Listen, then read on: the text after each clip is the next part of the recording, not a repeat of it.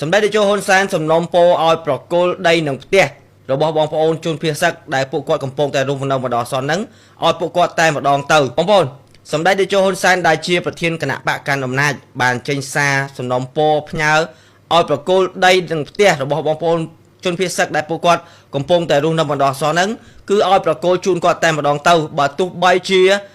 មានការដោះស្រាយនឹងបានដីនឹងផ្ទះរលប់ពីការទន្ទ្រានដ៏ខុសច្បាប់របស់ខាងភាគីថៃមកវិញទៅហើយក្តីហើយទាំងនេះគឺជា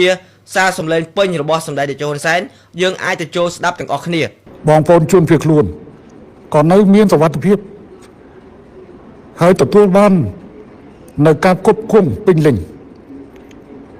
ដោយសារតែវាត្រូវប្រើពេលហើយដែលយើងត្រូវប្រើលុយរាប់លានដុល្លារ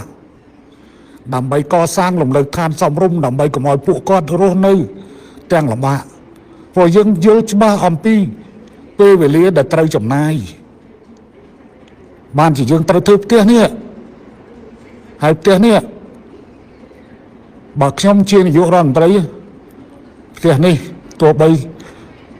យើងយកត្រឡប់ផ្ទះរបស់គាត់ទឹកដីរបស់គាត់បានត្រឡប់មកវិញផ្ទះនេះក៏គួរคล้ายទៅជាកាដូអនុស្សាវរីយ៍ជូនប្រជាជនភៀសសឹកនឹងតែម្ដងទៅ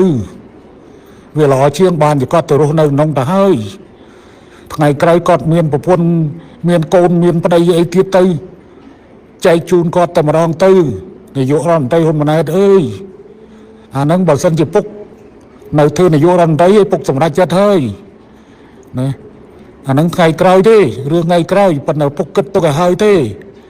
ទោះបីគាត់ត្រឡប់ទៅផ្ទះវិញក៏ដោយក៏ប៉ុន្តែផ្ទះហ្នឹងមិនគួរដកហូតទេទុកឲ្យគាត់ទៅណា